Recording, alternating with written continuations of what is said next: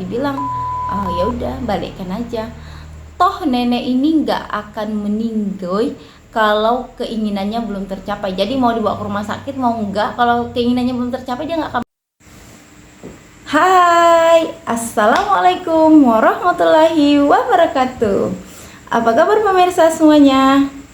Nah, kali ini saya akan menceritakan sebuah pengalaman horor yang dialami oleh teman saya. Ya, kita sebut saja namanya Kak Ayu.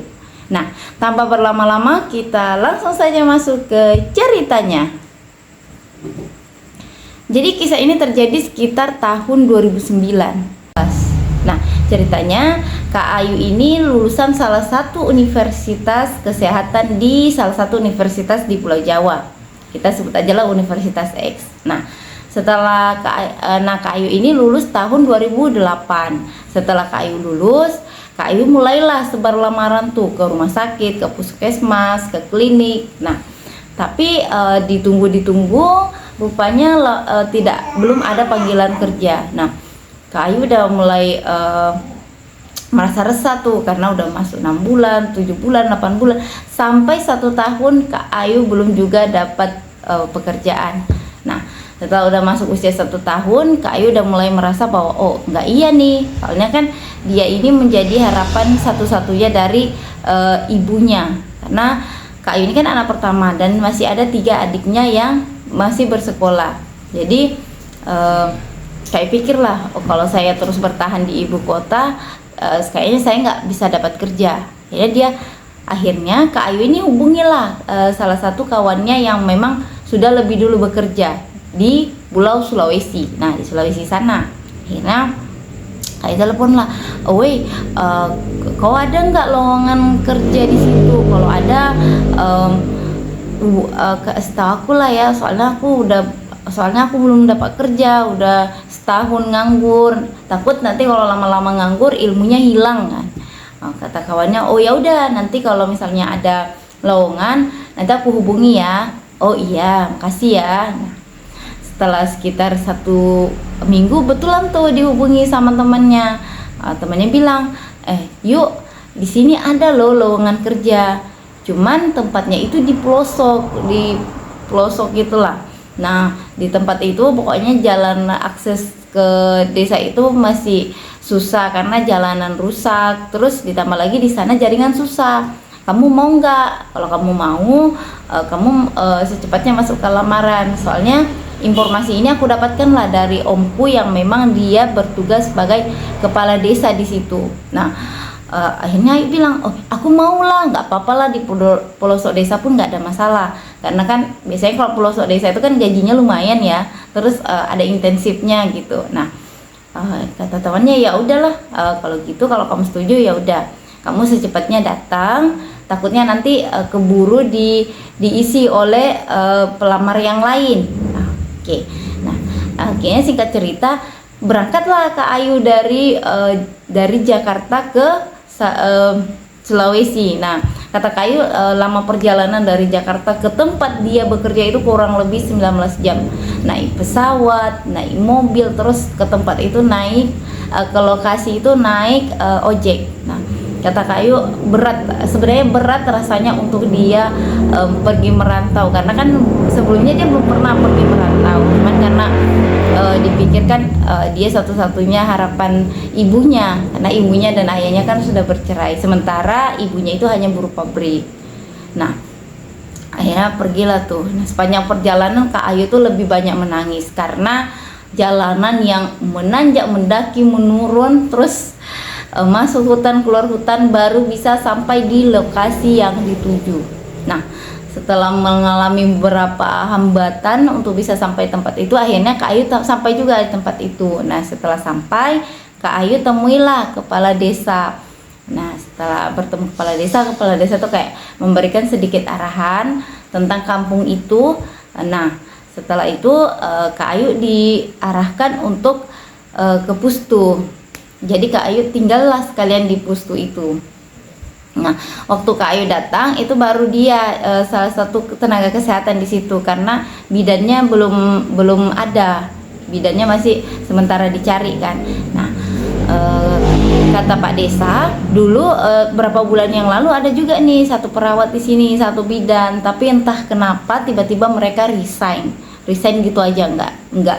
Tapi mereka nggak bisa sebutkan alasan mereka resign itu apa. Nah, Kak Ayu mulailah tuh kerja hari pertama, kedua, ketiga, seminggu, 2 minggu, 3 minggu ya, semua berjalan normal. Nah, memasuki bulan kedua, disitulah ada satu kejadian yang betul-betul membuat Kak Ayu kayak pingin aja resign dari tempat itu. Nah, seperti apa ceritanya ya? Oke, kita masuk ke cerita Kak Ayu. Jadi ceritanya waktu itu sore kira-kira habis asar. Nah, itu Kak Ayu habis sholat asar. Tiba-tiba ada tuh yang ngetuk-ngetuk pintu pustu. Nah, Kak Ayu pikir siapa ya? Nah, setelah dibuka rupanya ada beberapa warga yang sedang menggotong seorang nenek yang usianya sekitar 70-an gitu. Nah, Kak Ayu bilang lah, ada apa? Oh, ini nenek ini tadi terjatuh di sumur. Jadi sepertinya kepalanya luka dan mengalami patah tulang, kata salah satu warga. Oh yaudah masukkan ke dalam biar segera diperiksa. Jadi habis itu nenek itu diletakkanlah di tempat tidur. Nah, setelah itu Kak Ayu mulailah periksa. Rupanya setelah Kak Ayu periksa bagian kepalanya itu ada luka mengangah, luka yang cukup dalam, terus kayak lebar gitu. Nah, Kak Ayu pikir kayaknya ini terkena kayak terkena bebatuan gitu. Nah, habis itu diperiksalah pergelangan tangan dan kaki, pokoknya semua. Nah, sepertinya memang nenek ini mengalami patah tulang karena sedikit digerak aja tuh nenek itu kayak histeris. Kemudian tak lama nenek itu nggak sadarkan diri. Jadi Kak Ayu bilang, Pak, sepertinya saya tidak bisa menangani nenek ini di sini. Saya hanya bisa menangani semampu saya. Selebihnya sepertinya nenek ini mau harus dirujuk. Terus Pak Desa yang waktu itu ada, dia bilang ya udah kalau memang harus dirujuk ya udah dirujuklah. Tapi Kak Ayu bilang keluarganya mana ya? Nah, Pak Desa bilang bahwasanya nenek ini hanya tinggal bersama cucunya sekitar usia 17-18 tahunan itulah. Kita sebut saja namanya Wati. Nah, dipanggillah cucunya tuh. Nah, setelah cucunya datang, Kak Ayu bilang, Dek, nenek ini sepertinya lukanya cukup parah, jadi harus dirujuk. Gimana, boleh? Katanya, yaudah, kalau ya udah, gitu. Kayak ekspresinya kayak datar gitu aja. Nah, akhirnya disiapkan lah. Nah, berhubung di kampung itu pas waktu itu musim hujan, jadi ambulans kan nggak bisa masuk tuh ke kampung.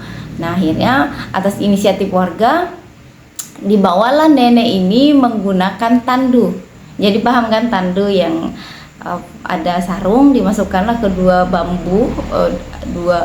bambu terus diangkatlah, pokoknya tandu lah. Nah, ya nenek itu dibawa menggunakan tandu. Nah, setelah sampai di perbatasan kampung, rupanya di situ sudah ada ambulans yang menunggu. Jadi posisi waktu dibawa itu nenek itu dalam keadaan tidak sadarkan diri. Nah, sampai di perbatasan, akhirnya Pak Desa bilang, Dek, kami semua warga hanya sampai di sini ya. Jadi yang menemani nenek ini sampai ke rumah sakit ya hanya kamu, Wati, dan Pak Sopir. Jadi kata Kak Ayu, oh ya udah nggak apa-apa Pak, biar saya aja kan toh udah sampai di sini. Nah, kebetulan jarak antara tempat itu ke rumah sakit itu kurang lebih sekitar 4 jaman gitu. Nah, kan habis itu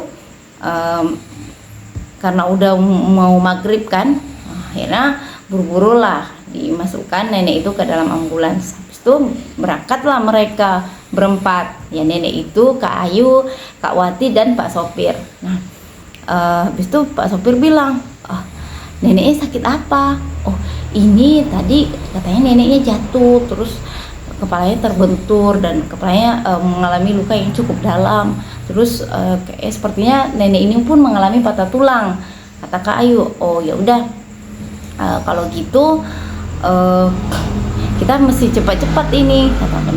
Nah, tiba-tiba pas melewati sebuah masjid, azan maghrib berkumandang. Terus Pak Sopir bilang gini, saya kayaknya mau sholat dulu lah, nggak enak nih tinggalin. Tapi kata Kak Ayu, ya terserah bapak sih, tapi nenek ini kayak posisinya dalam keadaan nggak sadarkan diri, gimana dong. Akhirnya Pak sopir itu singgah sebentar sholat. Nah setelah sholat kembali melanjutkan perjalanan.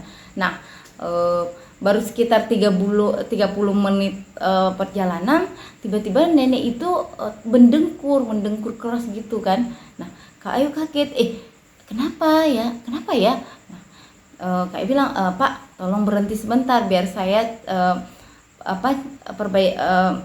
baguskan letak posisi nenek ini. Sepertinya letak posisi kepalanya salah sehingga dia mendengkur keras gitu. Nah akhirnya berhentilah ambulans itu. Nah setelah ambulans naiklah Kak Ayu dari belakang ngecek, tapi rupanya posisi nenek itu ya posisinya bagus, dia dengan posisi telentang dan lehernya nggak miring kiri kanan, tapi kok mendengkur keras gitu ya.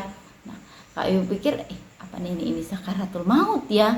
Tapi Kak Ayu tuh berusaha tenang dan tiba-tiba di saat Kak Ayu lagi memeriksa nenek itu, tiba-tiba nenek itu buka mata. Nah Kak Ayu bilang, oh alhamdulillah nenek ini berarti nenek ini enggak lagi sekarat gitu kan. Nah tiba-tiba saat nenek itu buka mata, nenek itu langsung menatap ke arah cucunya si Wati ini. Nah kayak nenek itu kayak tiba-tiba kayak mau mengeluarkan dahak gitu kan. Nah tapi ekspresi Wati justru jangan, tapi dalam dialek bahasa daerah itu kan jangan, tapi nenek itu kayak tetap mau mengeluarkan dahaknya gitu kan. Tapi Wati bilang jangan. Nah akhirnya Kak Ayu bilang lah, Dek nggak apa-apa loh nenek ini keluarkan dahaknya, mungkin dia rasa risih ada dahaknya, nggak apa-apa. Tapi Kak Ayu bilang nggak mau, jangan keluarkan gitu kan. Nah Kak Ayu yang memang bukan orang asli situ kan heran, kenapa sih cucunya ini orang mau keluarkan dahak pun kok nggak boleh.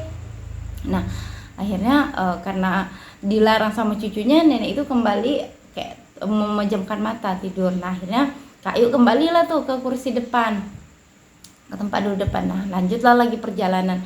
Nah baru sekitar 30 menit lagi perjalanan, tiba-tiba nenek itu kembali bangun dan dia kayak kali ini dia bukan tertidur tapi langsung terbangun, langsung duduk. Nah Kak Ayu yang melihat itu kok Nek kok duduk. Nah nanti nanti luka di kepalanya itu makin parah loh Nek, karena kalau dia posisinya duduk kan darahnya makin ngucur gitu kan. Terus memang posisi nenek ini kan tadi di klinik itu digerakkan sedikit saja itu kayak udah kesakitan. Nah kok ini tiba-tiba duduk. Nah Kak Ayu bilang, Nek baring aja, nggak usah duduk. Tapi nenek itu nggak memperdulikan Kak Ayu gitu, dia malah tetap menatap cucunya seolah-olah kayak memohon-mohon gini. Nah tapi si Wati waktu itu bilang enggak gitu kan. Kenapa Dek, ada apa dengan nenek Dek, kata Kak Ayu. Nggak apa-apa. Tapi tiba-tiba nenek itu kayak narik kerah baju Wati gitu kayak terus dia ngomong dalam dialek bahasa daerah yang artinya, kau tuh ya, aku udah besarkan kau capek-capek, giliran aku mau minta tolong sedikit aja kau nggak mau, kata nenek itu. Nah terus tiba-tiba Wati bilang, Nek, kalau kau maksa-maksa aku akan ceritakan sama semua warga siapa kau sebenarnya, gitu katanya. Jadi tiba-tiba nenek itu kayak kaget. Terus dia kembali kayak dia kayak melamun gitu, pandangannya kosong gitu. Nah Kak Ayu jadi kayak iba nengok, kasihan nenek ini kok diperlakukan kayak gitu sama cucunya. Nah Pak sopir tuh kayak diem aja, dia tetap fokus aja nyetir. Nah justru Kak Ayu ini yang jadi nggak enak gitu kan.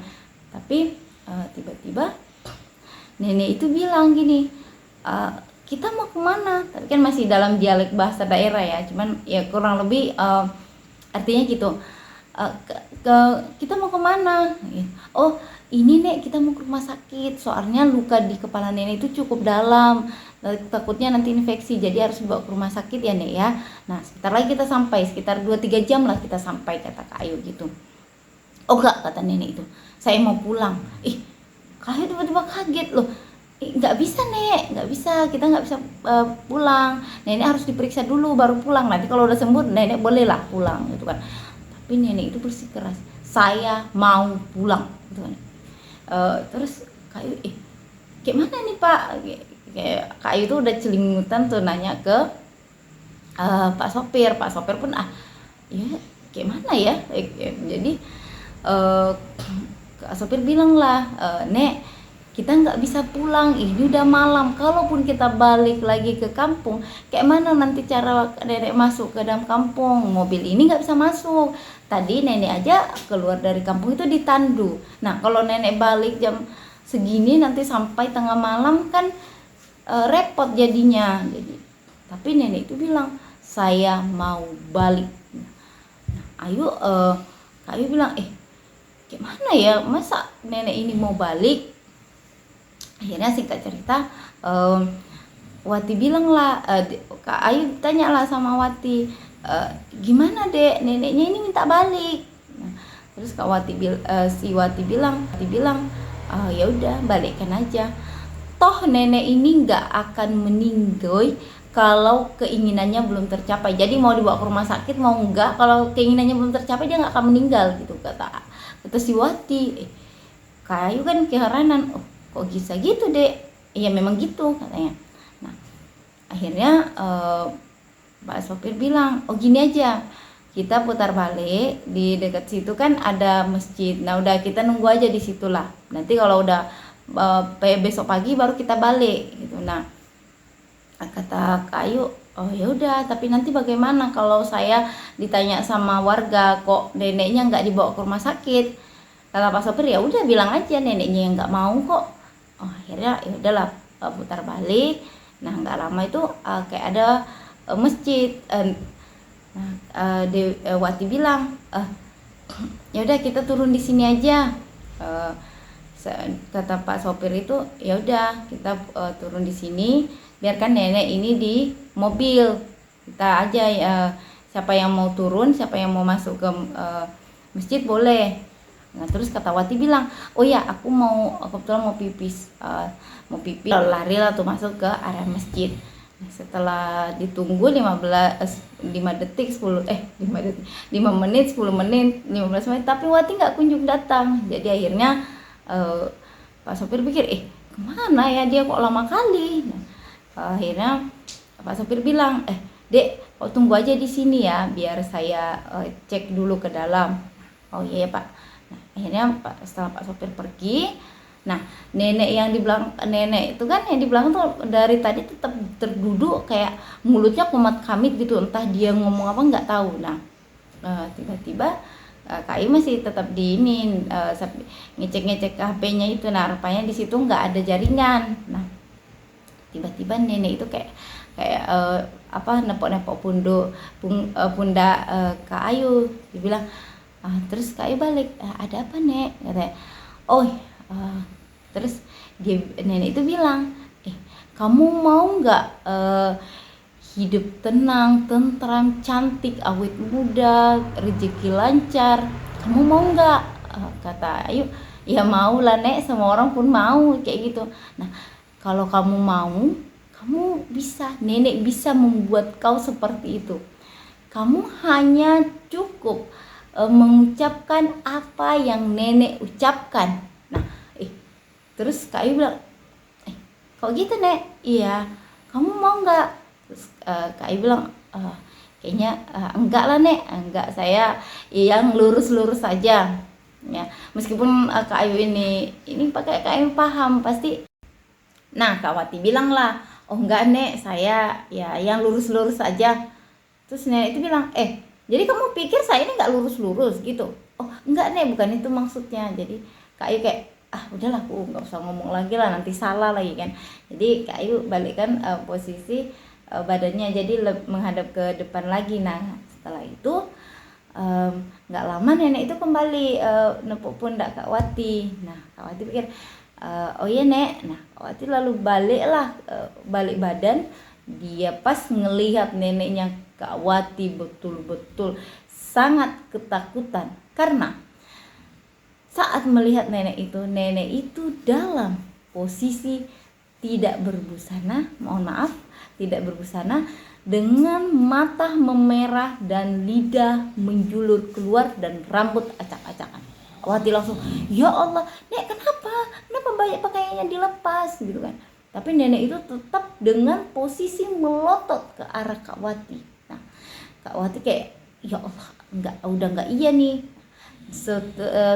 Tiba-tiba di nenek itu menatap Kak Wati, tiba-tiba dia menurunkan tatapannya ke arah perut Kak Wati. Situ Kak Wati, oh udah gak iya nih, soalnya saya lagi sedang datang bulan.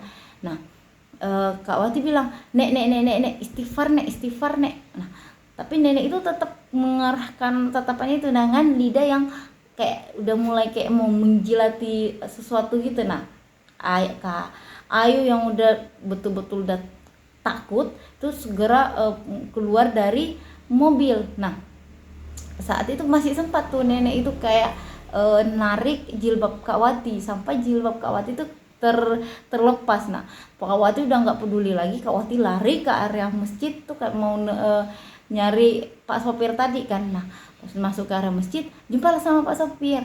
Nah, kok kenapa Dek lah, kok lari-lari? Terus Kak Wati dengan ngos-ngosan terus menceritakan bahwasanya ya seperti yang dia lihat tadi. Nah, akhirnya Pak sopir bilang, udah tenang dulu, kita masuk ke dalam mobil. Nah, akhirnya Kak Wati bilang, aduh Pak, saya takut. Pak sopir bilang, saya pun takut ya, tapi ya udahlah. Akhirnya Pak sopir berjalan lah itu. Kak Wati masih di belakang Pak sopir kayak masih ketakutan gitu. Nah, tiba-tiba saat Pak sopir udah mulai buka pintu belakang, rupanya nenek itu udah nggak ada. Dek, nenek itu nggak ada loh, Dek. Kak Wati bilang, iya betul, tadi ada di dalam mobil. Nah, tapi dia kayaknya belum sempat keluar lah, kata Kak Ayu. Nah, terus Kak Ayu bilang, nggak mungkin dia pergi secepat itu, tadi dia masih ada di dalam loh. Nah, akhirnya Pak Sofir bilang, ya udah, mungkin paling nenek itu ada di sekitar sini. Nah, kayak itu Kak Wati tiba-tiba kayak dia tiba-tiba Kak Wati entah kenapa tiba-tiba bulu kuduk Kak Wati itu kayak merinding gitu. Nah, saat Kak Wati kayak mau balik badan, terus nggak sengaja Kak Wati melihat ke arah kap mobil, dan di atas itu ada nenek itu dengan posisi kayak membungkuk, tapi masih dengan tatapan ke arah Kak Wati. Nah, Kak Wati itu betul-betul sangat takut waktu itu, karena ya nenek yang dia bawa dari klinik itu sangat jauh berbeda dengan nenek yang sekarang ada di hadapannya itu. Nah, Kak Wati bilang lah, Pak, itu nenek itu ada di atas kap mobil. Nah, terus kata Pak sopir, dah kau nggak usah lihat. Nah, Pak sopir tuh bilang, kau ada bawa bawang putih? Ayu bilang, enggak ada Pak, saya enggak ada bawa apa-apa, katanya itu. Nah, kata Pak sopir, ya udah kamu pegang ini, jadi kayak macam jimat gitu dengan dikasih sama Pak sopir, kamu pegang ini. Nah nenek itu selagi insya Allah kamu pegang ini, nenek itu nggak berani mendekati kamu karena kamu kamu sepertinya bau, Dek, kata Pak sopir itu. Nah, Kak Ayu pun pikir, oh ya mungkin aku bau karena lagi datang bulan itu kan. Nah, akhirnya lama-lama Kak Ayu pun lagi agak penasaran juga nih, nenek ini yang di belakang nih lagi ngapain gitu. Nah, pas Kak Ayu balik, nah rupanya nenek yang tadinya ada di atas kap mobil itu ada di belakangnya, kayak di punggungnya, kayak pingin menjilat-jilati, menjilat-jilat gitu kan. Nah, Ayu langsung kaget, refleks, Pak, nenek itu Pak. Nah, terus Pak sopir bilang, Nek, jangan seperti itu, jangan buat nenek malu sendiri. Nah, Pak sopir itu kan tiba-tiba Kak Ayu udah ketakutannya kayak melari masuk ke arah masjid. Nah kan, tinggal Pak sopir itu. Nah, Kak Ayu udah ngos-ngosan, ya Allah aku mohon tolonglah aku ya Allah gitu kan. Nah, tiba-tiba Pak sopir tuh kayak ikut masuk ke dalam kan. Nah, dek neneknya udah pergi, kata Pak sopir tuh. Iya betulan Pak, nenek pergi mana Pak, kata Kak Ayu. Nah, Bapak nggak tahu, tapi tiba-tiba dia udah pergi katanya. Terus Kak Ayu baru nggak, si Wati mana, kata Kak Ayu. Oh iya, tadi bapak udah cari ke belakang tapi dia nggak ada di kamar mandi. Di kamar mandi pun dia nggak ada, sepertinya dia lari melalui pintu belakang. Terus Kak Wati bilang, loh kok dia lari, tapi kan kita lagi bawa neneknya nih, kok bisa pula dia lari. Terus Pak Sopir itu bilang, ya sepertinya Wati itu nggak mau menerima ilmu yang mau diturunkan sama neneknya. Jadi Kak Ayu kan, kok gitu ya. Akhirnya Pak Supir tuh ngomong tapi kayak berbisik-bisik. Nah dia bilang, nenek itu kayaknya dia memiliki ilmu hitam. Nah dia nggak bisa meninggal sebelum ilmunya itu diturunkan ke keturunannya dia, atau ke siapa yang memang dia bersedia mau menerima ilmu itu. Nah Kak Ayu langsung kaget karena tadi jelas-jelas Kak Ayu pun ditawarin kan, tapi untungnya Kak Ayu nggak mau. Nah setelah itu, nah di depan masjid itu kan ada pohon mahoni. Nah tapi dalam suasana gelap kan, Kak Ayu tiba-tiba kayak menatap ke arah pohon mahoni, dan betapa terkagetnya Kak Ayu karena di atas pohon mahoni itu ada nenek itu. Kak Ayu betul-betul, ya Allah, aku udah nggak sanggup lagi Pak, nggak sanggup lagi aku Pak, aku kayak mau pingsan aja. Nah terus Pak Sopir bilang, udah Ayu, Ayu kau tenang ya, ini baru permulaan, nanti akan banyak lagi kejadian yang mungkin Ayu alami, jadi Ayu bersabar ya. Itu konsekuensi kalau kita ya bekerja, ada konsekuensi, kata Pak Sopir itu kayak menenangkan Kak Ayu gitu kan. Kak Ayu kan udah mulai nangis dia gitu kan, karena pengalaman itu belum pernah dia alami sebelumnya dan belum pernah dia terbayangkan sebelumnya bahwa akan berjumpa dengan pengalaman yang horor itu. Nah akhirnya Kak Ayu lari ke dalam masjid. Nah Kak Ayu lari ke dalam masjid, terus Pak Sopir tuh di luar. Nah di luar semalaman pokoknya Kak Ayu tuh hanya terdiam di masjid sampai berzikir-zikir, ya Allah lindungi aku, ya Allah lindungi aku, ya Allah. Nah nggak terasa tuh Kak Ayu tuh udah sampai pagi. Nah udah mau masuk subuh, orang pun udah datang sholat kan. Nah setelah subuh terus tunggu pagi, akhirnya pas pagi Pak Sopir ini bilang, Dek udah pagi, kamu mau kayak mana, mau tetap balik atau kayak mana ini, soalnya saya harus kembali ke puskesmas tempat saya bekerja kan. Jadi kamu kayak mana, kata Kak Ayu, ya udahlah Pak, saya naik ojek aja ke kampung, nanti biar nggak ngerepotin bapak gitu. Oh ya udah. Terus Kak Ayu bilang, tapi kayak mana dengan nenek itu, nanti kayak mana kalau saya ditanya sama warga kayak mana nenek itu. Terus Pak Sopir itu bilang, ya udah nanti biar saya yang jelaskan tentang nenek itu, kamu pulang aja dulu. Nah akhirnya pulanglah Kak Ayu, pulanglah itu naik ojek. Nah di tengah jalan kayak udah mulai mau masuk ke perbatasan itu, kayak Kak Ayu melihat bahwa di sepanjang dia kayak kan posisi motor itu kan jalan. Nah kayak di pinggir jalan itu kayak macam ada nenek itu juga, tapi kayak lari kencang gitu kan. Kak Ayu tuh tiba-tiba, udah nggak tahan lagi nih betul-betul. Jadi Kak Ayu yang waktu itu tiba-tiba meluk tukang ojeknya itu kan, jadi tukang ojeknya pun kayak apalah, perawat ini kok lagi jadi kayak meluk-meluk gitu. Nah terus Kak Ayu bilang, saya takut, tapi tukang ojek itu bilang, jangan takut Bu, jangan takut. Tukang ojek itu bilang, ada apa kok kayak ketakutan gitu Bu, katanya. Enggak apa-apa Pak, saya nggak tahu kok, kayak macam ada orang yang kayak ikut lomba lari sama kita gitu kan. Oh nenek itu, kata tukang ojek itu. Kok tukang ojek ini kok tahu, kata Ayu. Udah fokus aja, nggak usah diliatin, udah anggap aja dia nggak ada gitu kan. Jadi akhirnya Kak Ayu udah mulailah tuh. Terus Kak Ayu bilang nih sama tukang ojek itu, kira-kira dia nggak ngapa-ngapain kita kan Pak, katanya. enggak, jangan ngomongin. Semakin dia diomongin, dia tuh semakin berani, dia tuh semakin memunculkan dirinya. Jadi nggak usah diomongin, fokus saja kita. Nah, ada fokus. Nah, sekitar jam-jam 11 pagi tuh Kak Ayu tuh baru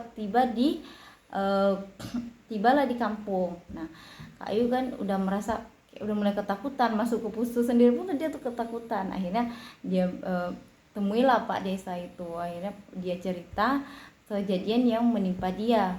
Terus Pak Desa bilang, jadi si Wati mana? Nah, Kak Ayu ceritalah bahwasanya si Wati itu tiba-tiba menghilang saat di masjid, dan dia jelaskan juga lah tentang perilaku nenek itu kan.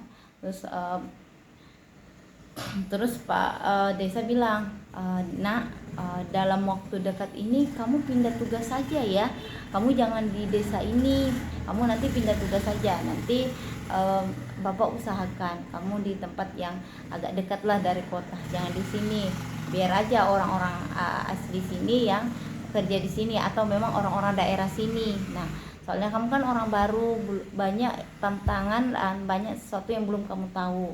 Jadi udahlah, kamu di rumah saya aja, besok saya akan antarkan kamu ke puskesmas yang agak dekat dengan kota. Di situ ada kenalan saya, biar kamu kerja di situ. Nanti segala urusan surat-suratnya biar nanti Bapak yang urus, kata Pak Desa gitu. Nah, Kak Ayu merasa, kok Pak Desa gini ya, tapi nggak apa-apa lah, berarti Pak Desa pedulilah sama saya. Nah, akhirnya singkat cerita Kak Ayu dipindahkan lah. Nah, tapi sebelum Kak Ayu betul-betul pindah, Kak Ayu kan balik tuh ke klinik itu, nggak mau ngambil kemasin barang-barangnya. Nah, di situ Kak Ayu melihat bahwasanya nenek yang itu hari itu mengintip dari balik jendela.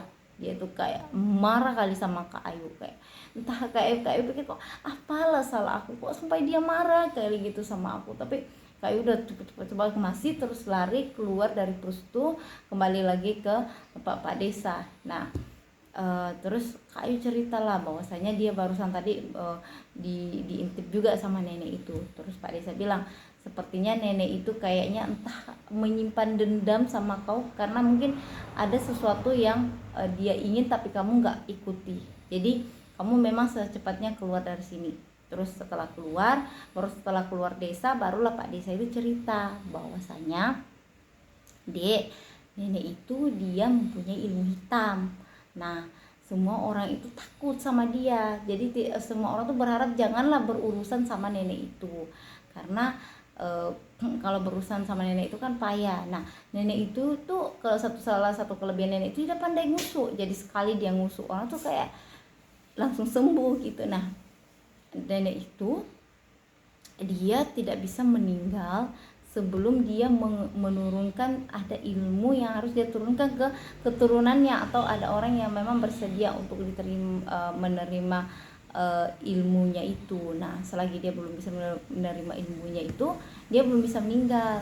Nah, kalau nenek itu sudah marah, itu sangat dia bisa mencelakai orang, kata Pak Desa itu. Jadi itulah sebabnya kenapa saya menyuruh kamu cepat-cepat keluar dari kampung ini sebelum sesuatu yang tidak diinginkan terjadi. Jadi kamu lebih baik cepat keluar dari sini. Tapi saya janji akan segera mencarikan kamu tempat kerja yang lebih baik, kata Pak Desa gitu. Kak Yu di situ benar-benar, ya Allah, alhamdulillah, untunglah berjumpa dengan seorang yang begitu baik. Maksudnya dia peduli dengan keselamatan Kak Ayu, dia betul-betul peduli juga dengan pekerjaan Kak Ayu. Nah, setelah itu singkat cerita Kak Ayu diterimalah di sebuah puskesmas. Dan di situ Kak Ayu bekerja. Terus sesekali aja baru jumpa sama Pak Desa itu. Nah, tapi Pak Desa itu bilang bahwa nenek itu sudah dipindahkan ke kayak desa yang lebih terpencil lagi. Jadi kan desa seperti yang dipindahkan ke desa terpencil lagi, entah alasannya nggak tahu, tapi yang jelas Pak Desa bilang bahwa nenek itu udah dipindahkan karena kayak meresahkan gitu. Nah, ditambah lagi terus si Wati yang menghilang itu dibilang sama Pak Desa bahwasanya ada rumor yang bilang bahwa Wati itu udah ada di Kalimantan, dia nggak mau pulang katanya. Pokoknya dia bilang bahwa dia tidak akan pernah mau pulang ke kampung itu lagi, kata Kak Wati gitu. Nah setelah itu Kak Ayu mengucap syukur, alhamdulillah, maksudnya dia selama di situ dilindungilah sama Allah Subhanahu Wa Taala. Nah setelah itu akhirnya Kak Wati setelah kejadian itu, Kak Wati itu alhamdulillah sampai saat ini pun tidak pernah lagi mendapatkan pengalaman yang sehoror seperti pengalaman dia yang ini. Nah mudah-mudahan kedepannya Kak Wati tidak mendapatkan lagi pengalaman yang sehoror ini ya. Kalau saya pun takut juga ya, tapi kata Kak Wati sebenarnya banyak pengalaman yang lebih horor yang waktu sama nenek itu, cuman Kak Wati nggak bisa sebutkan semua karena yaitu untuk menjaga privasi dari nenek itu juga, jadi nggak bisa Kak Wati ceritakan. Tapi kata Kak Wati pengalaman itu betul-betul kayak lebih serem dari yang sebenarnya orang bayangkan, yang sebenarnya diceritain itu kayak ecek-eceknya aja gitu. Nah oke, itulah cerita dari Kak Ayu ya. Kok dari Kak Wati saja tadi. Jadi itulah cerita dari Kak Ayu. Nah, kayaknya kita banyak mengambil hikmah ya, bahwasanya kalau kita masuk ke daerah lain yang belum pernah kita datangi, mungkin kita lebih berhati-hati ya. Nah, ya cobaan dalam pekerjaan itu ada aja ya, tapi insya Allah ketika kita niatnya ikhlas, tulus, dan kita berpegang teguh pada nilai-nilai agama, nilai norma, insya Allah kita selamat. Nah semangat buat Kak Ayu ya, jangan pantang menyerah. Mudah-mudahan Kak Ayu sehat selalu dan dijauhkan dari segala mara bahaya. Oke? Nah sampai di sini saja cerita dari Kak Ayu, kurang lebihnya mohon dimaafkan ya. Nah soalnya saya ini cuma dengar juga, jadi apa yang saya dengar itu yang saya sampaikan juga. Nah kalau ada yang kurang ya mohon dimaafkan. Oke, sebelum kita tutup jangan lupa like, comment, and subscribe. Terima kasih. Assalamualaikum warahmatullahi wabarakatuh.